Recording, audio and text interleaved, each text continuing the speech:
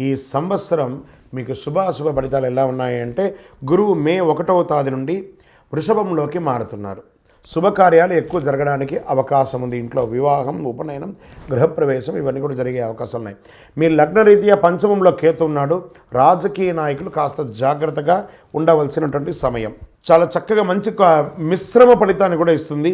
గురువు పంచమాన్ని చూస్తున్నాడు కాబట్టి దీనివల్ల సంతాన యోగం, సంతానం వివాహమై సంతానం లేని వారికి సంతాన యోగం, సంతానం జన్మించిన వారికి వారి యొక్క విద్య గురించి విదేశాలకు వెళ్ళే ఆలోచన గురించి ఉన్న వాళ్ళకి ఇదొక మంచి సమయం అని కూడా చెప్పచ్చు.